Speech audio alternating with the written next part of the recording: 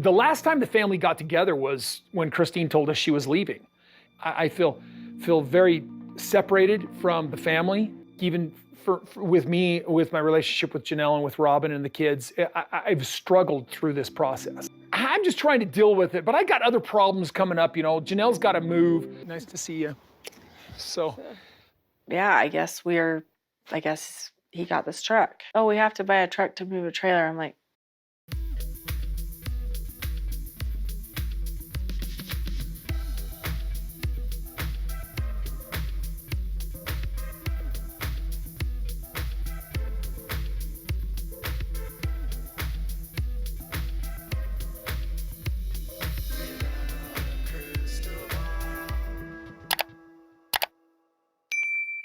Hey everyone, it's Katie from Without a Crystal Ball. Welcome back to my channel. It is Monday, October 10th.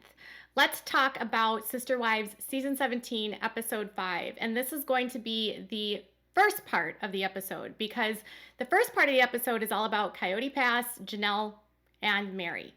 And I want to talk with you about the way that I see this going because one, we already know the outcome of what happened at Kody Pass, and two, I'd like all of you to pay attention to how Kody speaks about his family now. So let's get into the Janelle/Meri saga, okay? Before we do, can you do me a huge favor and give this video a thumbs up? Also, subscribe to my channel if you have not yet subscribed and turn those notifications on so you know when I go live and new content loads. And as always, leave me some comments. Okay, so in the very beginning of the episode, Kody Brown is going over to Janelle's house because he needs to talk with her about this trailer that she bought. Kody ends up buying a truck that belonged to his brother who passed away, and Janelle and him debate who's going to drive the truck and who's going to own it, and Kody doesn't want Janelle to drive it because she's a soccer mom. Well, I'll drive this then. I love it. I don't want to wear out this truck on a soccer mom, okay? The Okay, whole well thing then is don't complain to me. I don't want to have equipment. I'll use it. I really do love it. I would figure out. Look, it's as big as Caleb and Maddie's truck. And Maddie drives that thing like a boss. So I know I can figure out how to drive this thing. it's Totally kind of misogynistic. And then Robin basically says that she's heard funny stories about about Janelle not being able to drive big trucks. And then Janelle says she wants to drive the truck. So that was like a whole part. It was really silly. And they're kind of arguing about what they're going to do with the property and this RV. Because Janelle reveals that she's only allowed to have an RV on the property for 4 months out of the year, and she will have to move her RV from parcel to parcel to parcel to stay within the requirements of the RV code requirements of the county of Coconino. So they're only allowing her to stay 4 months at a time on any one property.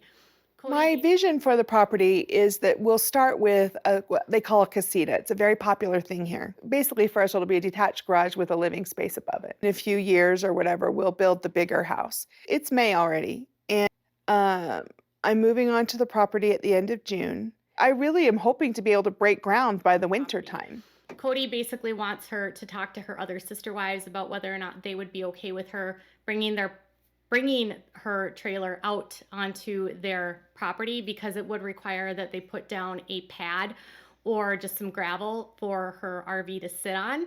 And they would have to do some construction like culverts and such for drainage so that she doesn't get flooded out by placing her RV out on the property. They have some disagreements about that, and Janelle kind of is like, we already discussed this, I'm gonna do this. And then Meri's all just like, what if I don't want an RV pad out on my property? And you know, Robin's like, I don't really know what's going on. They keep talking about it, but I'm not sure. And then I don't even know what happens after that. Christine doesn't even care because she's like, I'm leaving. My plan is that I should hopefully be done building in a year.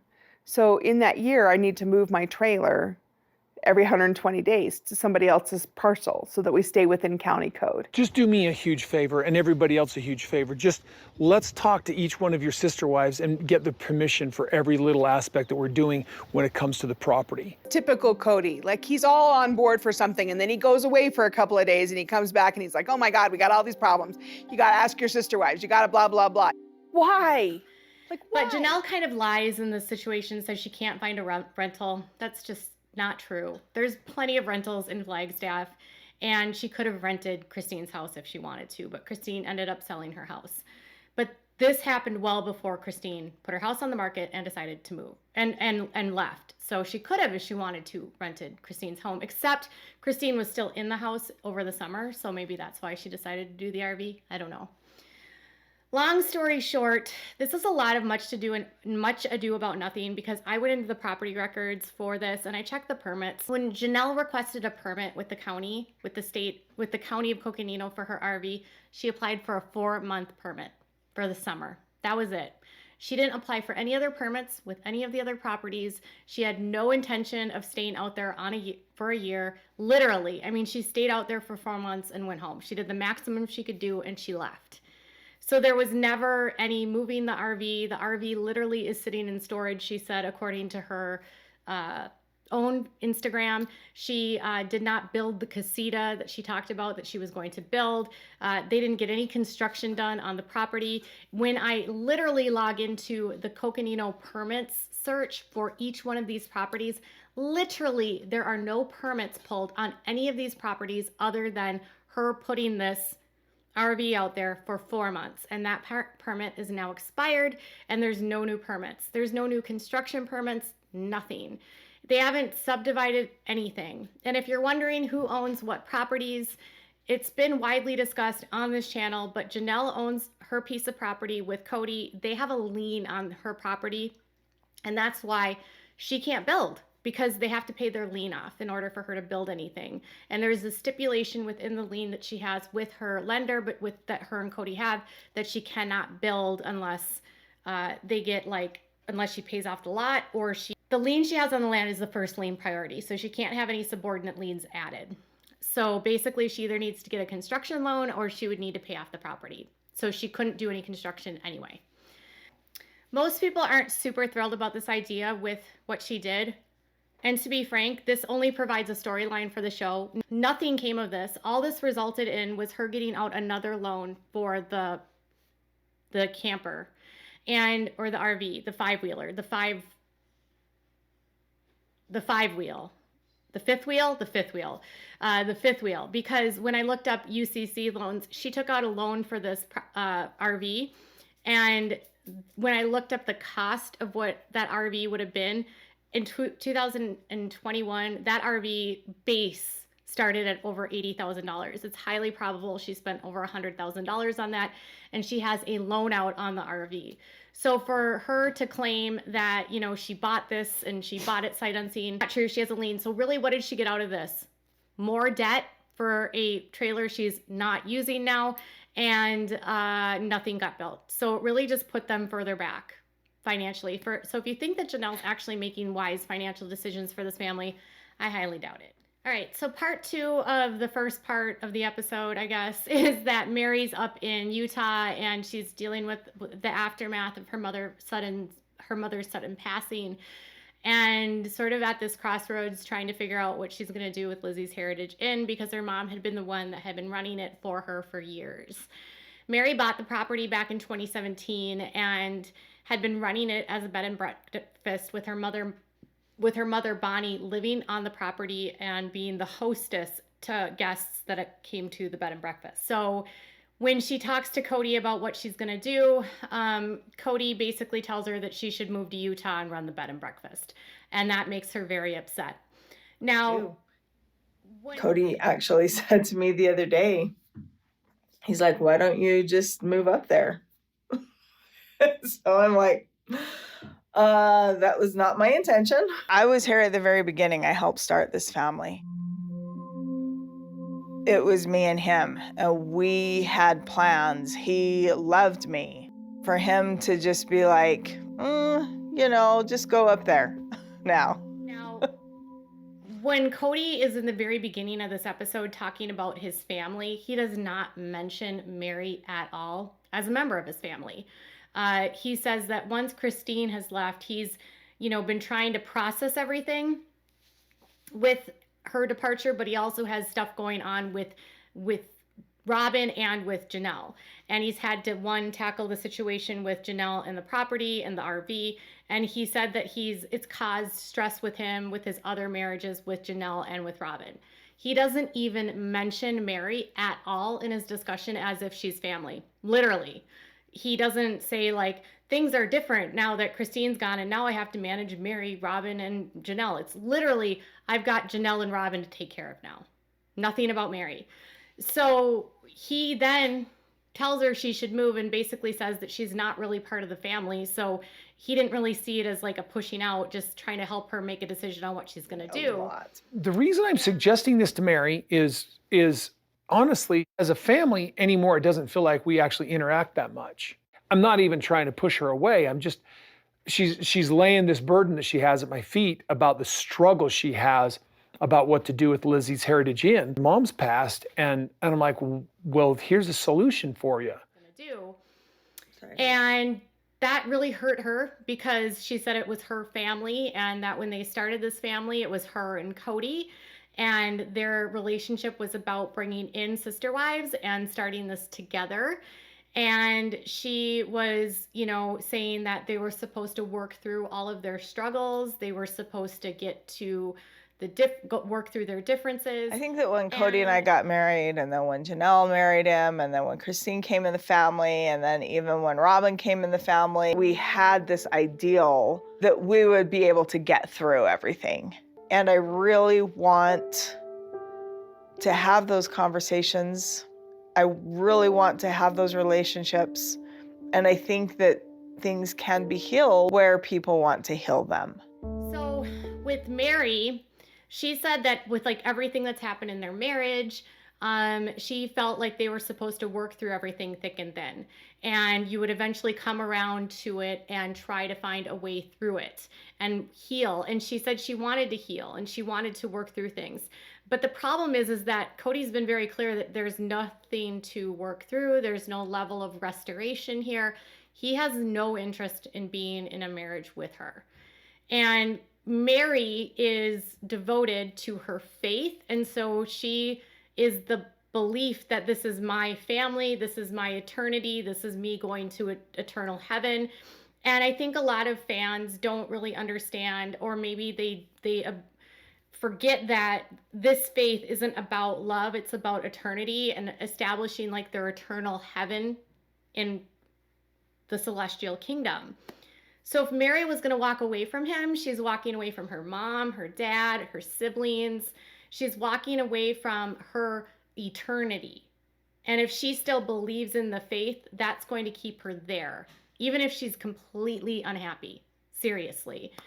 So Meri would like to work through things. Kody's all like, you can go. Bye, Meri. Bye, Mer. And he doesn't call her family. It's really sad if you think about it, because Meri doesn't seem to get it. Or if she does, I don't know.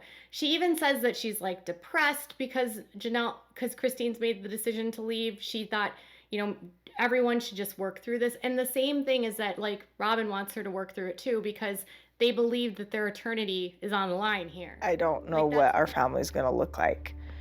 I just feel like I'm like doing all I can to reassure people that I'm not going anywhere. Christine having had the discussion with us that she did, leaving and wanting to move to Utah, really affects me. Like that's what's keeping these women there, regardless of its money, regardless if it's the show, as long as they believe in their faith that this is what they're supposed to do, they will stay. Women in this situation very rarely leave when they're still believers. They just stay because they know it's their duty to stay, regardless of how miserable they are. Some days I feel better and I can go out and see people and I can put on more of a brave face. But there's days that I don't want to, and I don't feel capable. And so I just stay in my house. Meri admits that she's struggling. There's days that she can't get out of bed. She doesn't want to deal with anything. So literally she is miserable with her mom and she misses her mom. And it's probably a lot for her to process. And everyone kind of remarked about how sudden the passing was of Bonnie, because she just sort of like abruptly got sick and then she was gone like a week later. It was just an overall sad situation. So Meri's grappling with the fact that she's lost her mom and now her husband is like, bye, because she's such a staunch believer in her faith that this is what she's supposed to be doing. she's not going to leave because of that. And Kody can't make her go, because if Kody wants to take another wife, he can't abandon one. Well, he can't divorce her if he wants to stay in good favor and get another wife. And he can't recruit new wives if he abandons a wife. So if he were to go say, like, I'm going to go get a fifth wife or a sixth wife, if rumor gets around that he'll ditch you if you don't do things, or he's not going to be a good prospect, because women get to choose, remember? And he'd have to convince the woman's dad that this is what they're going to do. So he has to toe the line of, well, I'm not going to make you go, but I'm not going to make it happy for you to be here, so then you'll leave on your own. Meri is, I don't know, she's like in this limbo state of denial with her whole life. It's really sad, and she's losing a lot of favor with her fans. People in her comments are flooding it, talking about how like miserable she is and how she needs to stop being mad at Christine, and she needs to, practice what she preaches, because she's on her Instagram pushing these multi-level marketing, hun bot, boss babe, positive, like, affirmations, and talking about how happy she is, when it's clear, even though this is a year removed from this, she's not happy, and she's not as happy as she claims to be, regardless of what she says. Or else people are saying, if this is who you are, Meri, off the show, then you need to act that way on the show. Or if you're like that on the show and that's who you are in real life, act that way. But the discrepancy between who she is on the show versus who she is on her Instagram has become so obviously there's a huge discrepancy and a huge disparity between those personalities that people are frustrated. And then she's got her defenders that are like, well, that was a year and a half ago, whatever, blah, blah, blah. But it's been this way for years. She always does this. I'm great, I'm happy. Then you watch the show, I'm miserable. I just feel like at this point, I feel sad for Meri because she is stuck. But at the same time, I wish she would just take steps and move forward. But I don't know if she will, if she remains in her faith. So, and then at the final end of this first half, basically what they do is they go look at the trailer, and Janelle thinks it's big. Kody thinks it's small.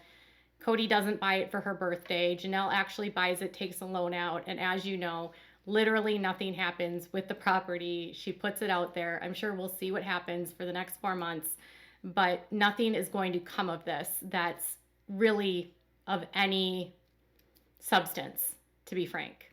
So that's what I have for now. We'll get to the second half of the episode in my next video. So tell me what your thoughts are in the comments below. Bye, guys.